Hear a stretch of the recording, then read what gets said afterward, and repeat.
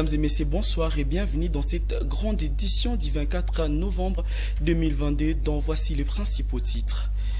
Le speaker de la Chambre du Parlement, Christophe Mbosso, a reçu hier 23 novembre au Palais du Peuple l'ambassadeur William Mukambila, président du Conseil national de la jeunesse. Et vous allez encore suivre la ministre nationale en charge de mines a reçu dans son cabinet de travail la délégation de VUCA Group, conduite par son event manager Patricia Kazeka. Vous allez encore suivre le veuve militaire de la délégation de VUCA Group, conduite par plus de 3000 veuves en larmes aux yeux sont rentrées en chant dans les Grèces après l'échange direct avec le lieutenant général Luboya Kanchama.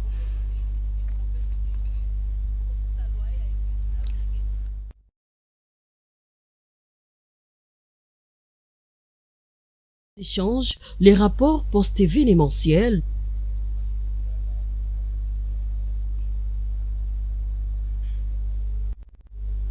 Encore une fois de plus, bienvenue mesdames et messieurs, l'ambassadeur William Mukambila, président du Conseil national de la jeunesse, a été reçu le 23 novembre 2022 par le speaker de l'Assemblée nationale, Christophe Mbosso, Nkodia au Palais du Peuple pour baliser la tenue de la rencontre entre les présidents de la République, Félix Tshisekedi et la jeunesse congolaise. Suivez. L'ambassadeur William Mukambila, président du Conseil national de la jeunesse, CNJ en sigle, a été reçu le mercredi 23 novembre 2022 par le président de l'Assemblée nationale, Christophe Mbosso Nkodia Mpuanga. Au cœur de cette entrevue, les préparatifs de cette rencontre historique qui mettra le président de la République, Félix Antoine Tshisekedi, en face de la jeunesse congolaise. Au sorti de cette audience, M. William Mukambila s'est exprimé en ces termes. C'est l'ambassadeur William Mukambila, le président du Conseil national de la jeunesse, en prélude de cette grande activité, qui va se tenir ici le 30 novembre au Palais du Peuple qui met en face la jeunesse congolaise avec le chef de l'État. Il était impérieux de pouvoir rencontrer le président de l'Assemblée nationale pour enfin nous accommoder sur le préparatif de cette grande messe de la jeunesse. Et il a été réceptif, il a reçu bien évidemment le message lui apporté par nous de la jeunesse, et ce dernier a montré son engagement à côté du chef de l'État, celui d'accompagner la jeunesse à cette audience publique qui va devoir mettre en face du président de la République pour la première fois de l'histoire de notre pays, la jeunesse, enfin d'échanger sur des situations qu'inquiètent la quiétude de notre pays. Le speaker de la Chambre basse du Parlement était très réceptif au message qui lui a apporté par la jeunesse, avant de redire son engagement à travailler aux côtés du chef de l'État. De ces faits, il a promis d'accompagner la jeunesse à cette audience publique qui mettra le chef de l'État face à la jeunesse afin d'échanger sur les grandes questions et entrer à la marche de la nation. Le ministre des Affaires foncières Molendo Sakombi a présenté mercredi 23 novembre sa copie sur le projet de loi portant régime général de biens, régime foncier immobilier et régime de sûreté qui a donné lieu à un débat général captivant à voir le nombre d'intervenants. Le député national Guy Mafuta n'a pas caché son appréciation sur des réformes présentées, notamment l'engagement de la responsabilité pénale du conservateur de titres immobiliers. Regardez. Plus sensible que la loi qui régit nos propriétés, je n'en vois pas. C'est une loi extrêmement importante. Dans l'exposé des motifs, dans l'intervention du ministre, je l'ai religieusement suivi. Il a évoqué le vide juridique, il a évoqué l'inadaptation de la loi. Je parlerai même de la désuétude de certaines dispositions. Bref, il y a des procédures de fait qui l'ont conduit à initier cette réforme. Honorable Président, j'aimerais vous partager la peine, le désarroi qui est nôtre, nous les avocats, quand nous accompagnons nos clients pour acquérir les propriétés immobilières. Depuis un temps, pour se sécuriser davantage, nous amenons même le client dans le bureau du conservateur. Nous appelons un photographe pour nous prendre en photo. L'argent, les dollars sur la table, le conservateur au milieu, le client à l'extrême gauche, l'avocat à l'extrême droite. Le client pose la question à son avocat. Maître Mafuta, est-ce que je peux verser l'argent? Moi, à mon tour, je regarde le conservateur. Je dis, monsieur le conservateur, puis-je autoriser à mon client de verser l'argent? Le conservateur congolais comme moi, il me regarde dans les yeux, il dit, maître, qu'il verse l'argent. J'autorise à ma cliente ou à mon client de verser l'argent. 3 jours après, c'est des conflits qui commencent. Je reviens voir le même conservateur avec ma cliente ou mon client. Il me regarde dans les yeux, il me dit, maître, je ne comprends pas.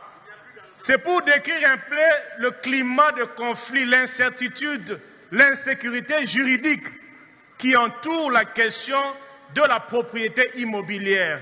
Je pense qu'il était temps d'initier une réforme. Il était temps, Monsieur le Président, de toucher à cet article 227 alinéa 1 qui établit pratiquement l'irresponsabilité du conservateur. Un monsieur qui vous permet de dépenser de l'argent et après, il n'est pas responsable. Je dis félicitations et courage au ministre.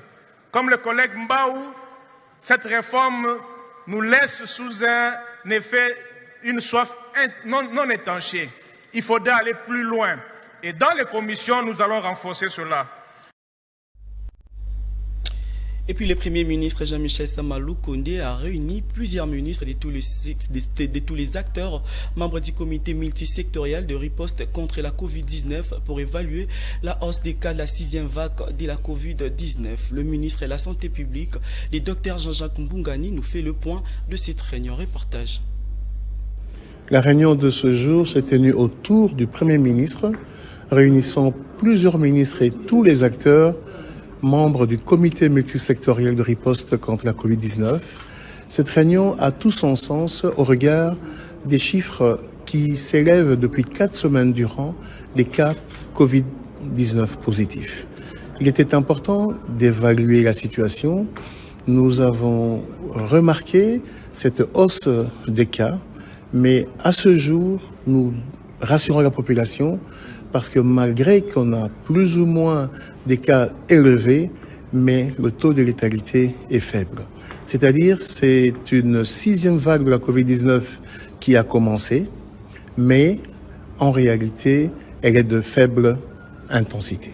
Au niveau du comité multisectoriel de la riposte, nous avons retenu d'abord, les conclusions seront rendues au chef de l'État pour qu'autour de lui, une décision soit prise autour de la task force, mais ce qui est comme orientation est de sensibiliser la population quant à la persistance de cette pandémie et également de communiquer, alors vraiment intégrer, que la population puisse intégrer le respect des gestes barrières. C'est important dans les regroupements, dans les endroits où il y a plusieurs personnes, que les gens aient toujours le réflexe de porter le masque, de se laver les mains à l'eau. Et comme on l'a annoncé tantôt dans le sommaire, une délégation de VUCA Group, conduite par son event manager Patricia Kazeka, a été reçue en audience le mardi par la ministre nationale en charge de mines Antoinette Samba Kalambaye dans son cabinet de travail à Kinshasa Gombe. Au centre des échanges, Patricia Kazeka a à cette occasion remis à la patronne de mine une invitation pour le lancement de la semaine minière qui aura lieu à Lubumbashi du 14 au 16 juin 2023. Suivez. Une délégation de VUCA Group conduite par son event manager, Patricia Kazeka, a été reçue en audience ce mardi 22 novembre 2022 par la ministre nationale de mines Antoinette Samba Kalambaye dans son cabinet de travail. Au centre des échanges, les rapports post-événementiels du DRC Mining organisé en juin 2022 à Lubumbashi. Patricia Kazeka a à cette occasion remis à la patronne des mines une invitation pour le lancement de la semaine minière qui aura lieu à Lubumbashi du 14 au 16 juin 2023 sur le minerai stratégique intervenant dans la fabrication des batteries électriques. Je parlais en particulier sur ce lancement du projet sur le métaux de batterie, donc le forum DRC Africa Battery Forum. Vous savez, avec les gouvernements partout dans le monde qui visent à changer leurs empreintes sur le carbone, il y a une grande croissance sur la demande de ces métaux de batterie et la RDC est un pays en regorge 5. Donc, quoi de plus normal d'avoir un forum ici à Kinshasa, en RDC, qui facilitera l'essor de ces secteurs sur le métaux de batterie en Afrique, mais avec un accent particulier sur la RDC. Vous savez, le ministère des Mines est hôte pour DRC Mining Week depuis 17 ans. Et pour ces nouveaux projets que nous lançons, elle nous a expliqué qu'elle n'est pas seule, donc pour le métaux de batterie. La ministre des Mines, Antoinette Samba Kalambay, qui a beaucoup apprécié cette rencontre très fructueuse, a expliqué à ses hôtes que son ministère prend part active à cet événement depuis 17 ans. Elle souhaite l'accompagnement de manière transversale des ministères sectoriels dans l'industrie, l'économie et l'environnement. Patricia Kazakavuka a renchéri que VUCA Group est une structure organisationnelle de la conférence minière DRC Mining. Elle est installée à Cape Town, en Afrique du Sud. Le ministre des Transports, Voies des Communications et des Désenclavements, Cheribo Kende Sanga, a procédé mardi au lancement officiel des travaux de réhabilitation des chaussées aéronautiques de l'aéroport international de Bagbo à Kisangani. Cette réhabilitation concerne aussi les taxiways, les accotements ainsi que le balisage lumineux. Regardez. L'aéroport international de Bangboka à Kisangani se voit porter sa plus belle robe. Après la réhabilitation de son bâtiment, place à présent à la réhabilitation de sa piste. La cérémonie du lancement de la réhabilitation des chaussées aéronautiques s'est déroulée ce mardi 22 novembre 2022 par les ministres du Transport, Cheribin Okende. Devant la population burundaise et plusieurs invités des marques, Cheribin Okende s'est exprimé pour la mise en œuvre de cet aéroport au standard international. Nous sommes ici pour lancer les travaux de la modernisation de l'aéroport de Bangboka. Je ne vais plus revenir sur les enjeux tant économiques que stratégiques que recèle cet aéroport. Je voudrais tout simplement réitérer le message de son Excellence Jean-Michel Samalukonde Kyenge, Premier ministre chef du gouvernement, particulièrement en ce qui concerne le secteur de transport aérien.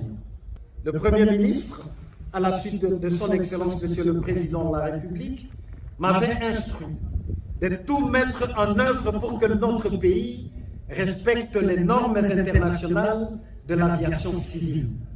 Le mois d'octobre dernier, j'ai conduit une forte délégation à Montréal au Canada pour défendre la cause de notre pays. Il s'avère que les efforts du gouvernement de la République ont été salués. Ces travaux s'inscrivent dans le cadre du développement des infrastructures aéroportuaires avec le financement du gouvernement de la République en collaboration avec la Banque africaine de développement. Et d'ajouter que ces travaux sont financés à hauteur de 19 millions de dollars par la Banque Afrique de Développement BAD et le gouvernement congolais. Les travaux seront exécutés en 5 étapes, s'éteindront jusqu'en 2023. Plusieurs observateurs pensent que la réhabilitation de cet aéroport aura un impact positif aussi, bien sûr, sur le trafic aérien de la Tchopo que sur son économie.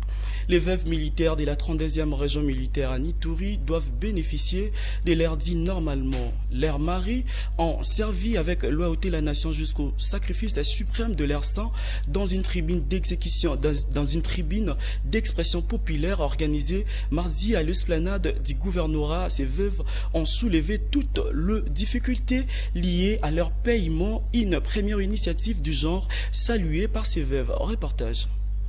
Les veuves militaires de la 32e région militaire en Ituri doivent bénéficier, leur dit normalement. Leurs maris ont servi avec loyauté la nation jusqu'au sacrifice suprême de leur sang. Dans une tribune d'expression populaire organisée ce mercredi à l'esplanade du gouvernorat, ces veuves ont soulevé toutes les difficultés liées à leur paiement. Une première initiative du genre saluée par ces veuves. Ce qu'il a fait, aucun de gouverneur ne l'a jamais fait. C'est la première fois de voir un tel acte. Le gouverneur nous a accueillis avec amour et considération. Nous, le veuve de militaires, nous sommes remplis de joie pour cet échange avec l'autorité provinciale. Ça, c'est la voie de sortie de nos problèmes. Pour le gouverneur de province et commandant des opérations, cet échange permettra de mettre fin aux antivaleurs qui minent les forces armées pour ce qui est du traitement de ces veuves. Question d'améliorer leurs conditions salariales et sociales. Et donc, c'était un échange libre et ouvert pour que nous puissions nous imprégner de tous les dossiers, toutes les petites réclamations ou les grandes réclamations qu'elles ont, pour que nous puissions y donner une réponse. Dieu merci. Faisant une pierre, deux coups, le lieutenant général Boyanka Johnny a rappelé à la population l'importance de s'enrôler massivement au sein de FARDC, tel que voulu par le chef de l'État, Félix Antoine Tshisekedi Tshilombo. Donc il faudrait qu'elle se rende compte que non, voilà, nous sommes bien traités. Nous aurons aussi la chance, et ceux qui sont au front seront plus forts et seront vigoureux et courageux et peuvent se sacrifier parce qu'ils savent que, voilà, les veuves seront bien traitées. Depuis l'avènement de l'état de siège en Ituri, les conditions salariales de ces veuves connaissent une amélioration. Combat acharné du commandant suprême de FARDC, Félix Antoine Tshisekedi Tshilombo, qui ne ménage aucun effort pour assurer le bien-être de sa population. Un engagement traduit par le peuple d'abord, un slogan qui se matérialise du jour au lendemain.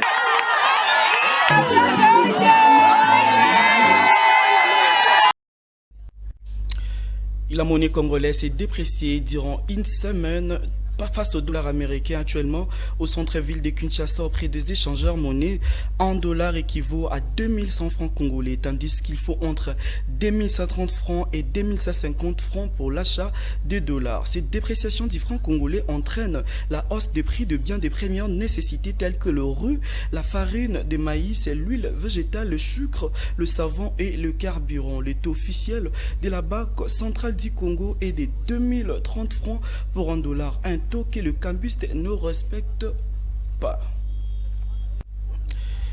Et le réforme de Lucie sur la préparation des étudiants à la formation militaire. Le ministre Moïndo Nzangi a obtenu le soutien du Collège des hautes études stratégie de défense. Regardez. Nous avons présidé la réunion ici au Tchèze, comme vous pouvez le voir, pour recevoir différentes orientations techniques par rapport à cette proposition d'une formation sur la préparation militaire des étudiants qui va commencer l'année académique prochaine. Donc on est venu avec la recommandation effectivement du ministre de la Défense pour avoir l'avis technique du test qui est la haute école habilitée à donner cet avis technique pour voir comment on va faire pour les modalités pratiques de cette formation sur la préparation militaire, effectivement sur les valeurs de la République aussi.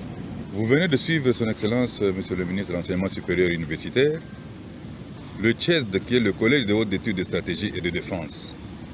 C'est la haute école qui donne cette formation en stratégie. Et en même temps, c'est le cadre d'inspiration stratégique pour ce que nous appelons la politique de la défense. Aujourd'hui, le gouvernement venait d'adopter la politique de la défense de la RDC. Et dans cette politique, il y a également l'aspect qui touche au patriotisme des jeunes.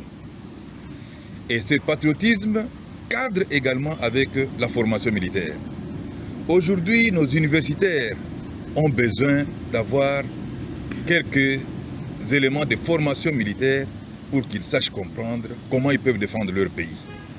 Son Excellence, Monsieur le ministre, venait de le dire, les États généraux des enseignements supérieurs universitaires en ont décidé ainsi que nos étudiants puissent avoir une préparation à la formation militaire et le TCHED étant le creuset de cette inspiration stratégique, quoi de plus normal que nous puissions échanger avec l'autorité de tutelle de l'enseignement supérieur universitaire pour que nous puissions arriver à voir ensemble quelles sont les orientations qu'on peut prendre sur les modules qui peuvent être donnés dans nos universités d'enseignement supérieur pour préparer nos jeunes futurs cadres de demain à avoir cet esprit de la défense et à défendre réellement leur pays.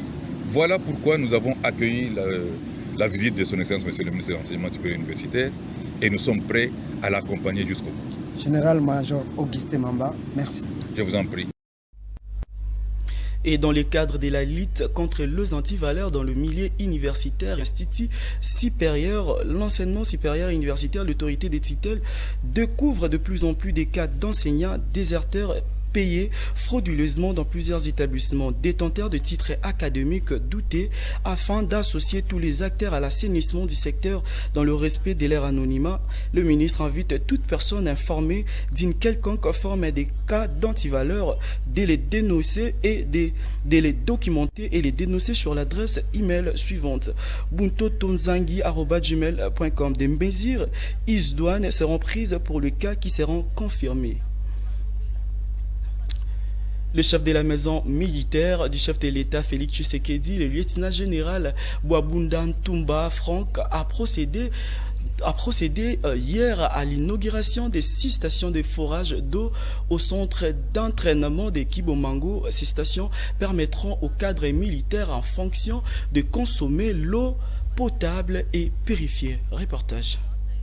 6 stations de forage d'eau avec une capacité de stockage de 60 000 litres par jour, construites au centre d'entraînement de Kibomango par la société Vizuri Group, ont été inaugurées ce mardi 22 novembre 2022 par le chef de la maison militaire du chef de l'État, le lieutenant-général Bouabunda Ntumba Franck. Cette œuvre, dont du chef de l'État pour alimenter les cadres et les militaires en formation en eau potable et purifiée, fonctionne en énergie électrique et solaire. Après la coupure du ruban symbolique, le chef de la maison militaire du chef de l'État a appelé les commandants du centre d'entraînement de Kibomango à la gestion responsable de ces stations. C'est vous les consommateurs.